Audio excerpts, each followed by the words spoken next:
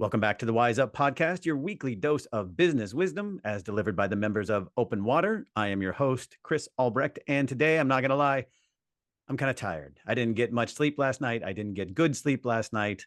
It was a rough night in that regard, so I'm really fortunate to be talking with Megan Mazzocco today. She has written a book on sleep. So first, let me welcome you to the show, Megan. Thank you, Chris. It's so great to be here. And guess what? You are not alone. 1 in 3 people are sleepy. According to the CDC, 1 in 3 adults is sleep deprived. So it's more common than you would think. Okay, so let's start from the beginning. What got you interested in writing about sleep? So what is the name of your book, and what does it do, and what got you interested in it? So, the sleep system, 28 Days to Better Sleep, is a pragmatic guide to designing the sleep that you love because it uses design thinking to deconstruct unhealthy sleep habits and reconstruct a healthy sleep hygiene using 21 days of evidence based sleep hygiene tips and also neuroplasticity, or the brain's ability to take sensory cues and form a routine to get sleepy and fall asleep and stay asleep. So, what inspired me to write that book was actually a couple things. I had a mystery illness for a year and a half, and no matter how much I slept, I still felt sleepy. And it got to a point where I had so much sleep anxiety that I couldn't fall asleep, and I couldn't sleep soundly, and I couldn't stay asleep. But in order to heal, I had to sleep. Right. So it turned out that my mystery illness was actually severe sleep deprivation that was exacerbated by chronic Lyme's disease, undiagnosed. Oh, wow. Okay. And so my doctor prescribed me medication, meditation, and sleep. And as a former journalist, and a type A personality, I just dove in to researching everything sleep. And I hired a Buddhist monk. All right. So, what I want to get, what sort of sticks out to me when you talk about this, right, is design thinking. What does that mean as it relates to sleeping? It's something that we hear a lot, like in the business world. I take a design thinking approach to X, but what did that mean for like taking it to sleep? So there's a couple facets because we do talk a lot about design thinking and systems thinking, and that's exactly what that is. So I am actually a former architecture and design journalist, and I reported on major commercial architectural markets for over 10 years. And I also became fascinated with the intersection of place and well-being, or how our exposome or our environments really impact our well-being. So, two regards. I became a WELL AP and a WELL faculty. So, the WELL AP is a well accredited professional in the architecture, design, and commercial real estate industry. And then I also, during the pandemic, did a lot of virtual teas and studying with Aisha Bursell, who was a world renowned industrial designer. And she wrote a book. Well, she wrote 2 books. Her first book was called Design the Life You Love. And she applied the design thinking process to life. And I went through a pilot process with her called Design the Blank You Love. And it inspired me to apply design thinking to sleep. And also, as a WELL AP, one of the facets of well-being in the built environment is actually circadian health. So you can design a physical environment that optimizes sleep architecture as well. So you can think about the body and the circadian rhythm as a 24-hour system. So that's where the systems thinking comes in with to sleep hygiene, but also, and also the physical space, uh, and how you control it will also impact your ability to sleep well. So we're talking indoor air quality, we're talking anything that has to do with the five senses, right? So light levels, how dark it is, also temperature. People don't know this a lot of the time, but the optimal sleep temperature is 65 degrees. Hmm. So So, okay. So before we get into specifics about how to sleep better, let's talk about like the benefits. Why is sleep so important? So, sleep is a biological imperative for a reason. And they only recently discovered what's called the glymphatic system. And what that means is while you are sleeping, your cerebral spinal fluid goes into your brain. Your brain cells actually shrink to create hallways for this fluid to go through the hallways of your brain and clear out plaques and proteins that are associated with poor cognitive health outcomes, short term and long term. So, sleep is a biological imperative for a reason. That process can only happen when we sleep. So if you are sleep deprived, you will have short-term losses. For instance, sleep deprivation increases the hormone and neurotransmitter called norepinephrine. And you know what that does? It raises your blood pressure, it raises your blood sugar, and it increases your heart rate. So in essence, a lot of people's anxiety is actually being caused by sleep deprivation. And chronic sleep deprivation can lead to more serious anxiety and depression. So we sleep for a lot of reasons. If you don't sleep well, you're also increasing your metabolic syndrome, chances of you know hanging on to unwanted weight. If you don't sleep, you're increasing your chances of Alzheimer's disease and poor cognitive health outcomes in the long term. If you don't sleep, you're increasing inflammation due to, again, the increased blood sugar and blood pressure.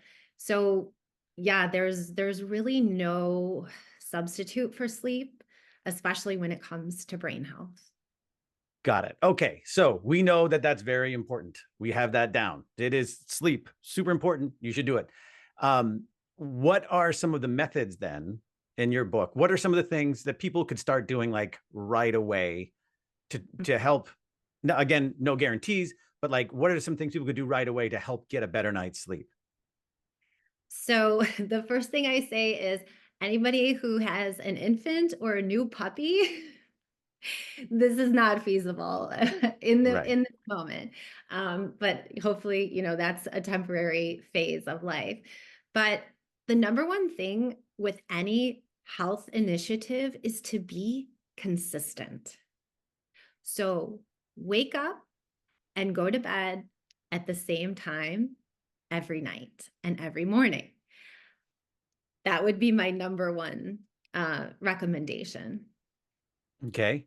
And then there are things, right? Like, so what I have heard is if you're not able to fall asleep, to get out of bed because bed should just be a place of sleeping. Is that sort of in line with your design thinking and sort of how you approach people getting a better night's sleep? Well, part of the sleep system is to determine what your chronotype is. So it's when you naturally get sleepy. And some people are night owls and some people are early birds. So like when you go to sleep, it's not important the time. It's just that it fits your body. Mm-hmm. And with that, I also encourage people to have a sleep ritual in the evening. So, what you're doing is you're making sure that at sunset, 50% of the lights are off or they're dimmed to 50%. You're also turning your screen on to, night mode. And an hour before bedtime, you're making sure that there's, no, I guess, high states of arousal in terms of watching news or, things that would heighten your awareness. And then brewing like bedtime tea. This also brings in the sense of taste. So it's a cue for your body to get sleepy. It also does, have an aroma. Usually it's chamomile and spearmint or something, that's cozy feeling. And then when you are sleepy, go to bed. But here's one thing that everybody does: go in the bathroom and brush their teeth. A lot of bathrooms don't have dimmers, dimmer switches, and they're brushing their teeth with a peppermint flavored toothpaste. Peppermint is a stimulant. So Mm, if possible, like, I know this sounds very small and very detailed, but again, it's a cue that's affecting your body more than you would realize. Try to get a spearmint mint if you have to go with a mint toothpaste, or something that just doesn't have a flavor or any stimulating mint in it. And then another sleep tool that you could use to get sleepy or feel sleepy is essential oils. So the one that's most known for a sleepy scent is lavender, but you could also try cedarwood, or you could try orange, which is the one citrus scent that is not stimulating. And the orange is calming and soothing. So I think it's really interesting about nature is that you do have things like plants that are mint and they're stimulating, but then spearmint, on the other hand, is soothing and calming. And same thing with citrus, like lemon and lime, stimulating, orange, calming. hmm. So, All right. and I wouldn't suggest getting into bed until you're actually like you've had a time for yourself to wind down. Yeah. And so you're not ending up in bed basically with sleep anxiety, going, okay, I know I gotta fall asleep now, because that's no fun. That's no fun. And another part of going to sleep, if you want another sensory cue, I recommend some yoga nidra, or sleeping, that's translated into sleeping yoga. So basically what it is a progressive relaxation of every part of your body. And Hmm. usually the narration of it is a very slow and quiet and calm and soothing voice. So you can find some of those yoga nidras on YouTube. And I recommend on podcast is the Meditation Oasis podcast. And Mary Maddox has a very soothing voice. And there's a little bit of binaural music in the background. And, I know my body is trained to just knock off to sleep when I hear that voice. So, Excellent. So we talked about some of the health reasons why you need to get a good night's sleep, but there are also like social reasons why you need a good night's sleep, right? Can you talk a little bit about the relationship between sleep and relationships? yes, absolutely. That's one of my favorite things to talk about is the connection between rest and relationships.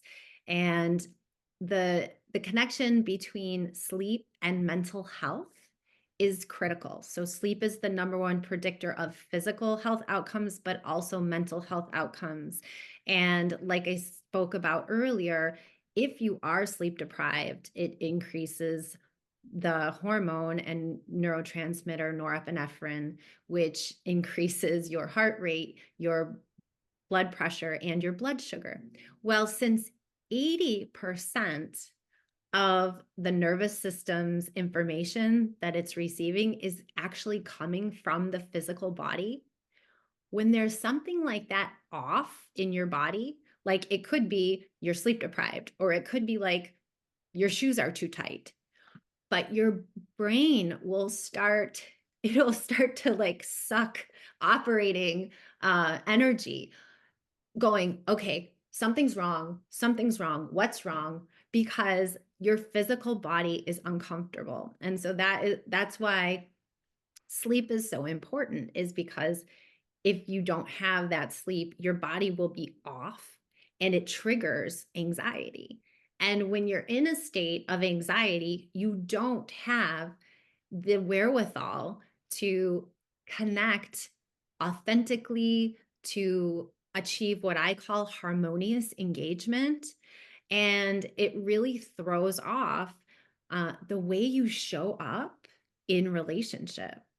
And I think this is especially important to recognize at work, when I think now there's like 61% of millennials and 63% of Gen Z have quit a job due to mental health reasons. So it would just make so much more sense if we all came to work better rested, just to get things done and to not have this draining, this basically this energy drain. The other part about sleep and work and high performance is, I say to treat work like a sport, where rest and recovery are as equally important to productivity and achievement. And we see that in our modern day gladiators, our professional sports teams, who have dedicated sleep doctors, and not because they're competitive sleeping. It's Mhm. because somebody is making sure that those players are resting like they mean it. And I really think that that the burnout culture and the unsustainability of not getting enough sleep is is not ideal for relationships or for organizational thriving. Um, Fuel is actually one of the 6 categories in the Be Well, Lead Well Pulse, created by WisdomWorks. It is an assessment that views effective leadership through the lens of well-being. And this category, fuel, sleep, and rest and recovery, is fuel. So it's critical in leadership to model that for the rest of the organization. Well, I hope you take this the right way, but I'm ready to go fuel up and get my sleep, not because of because what you're saying is actually really interesting. Megan, thank you so much for being on the show today. If people wanted to get your book or find out more about what you do, where should they go? What's the name of the book again? And where can people go to find out more about your work? So the book is called The Sleep System: 28 Days to Better Sleep. And it is right now being designed and published it will be published by the end of the year. And if you would like to get in contact with me regarding anything about sleep, sleep and creativity, sleep and relationships, sleep and mental health, please look me up on LinkedIn. It's Megan Mazzocco. Megan Mazzocco, thank you so much. We appreciate you being here on the Wise Up podcast today. Thank you, Chris. This was so much fun. Thanks for having me. Rest well.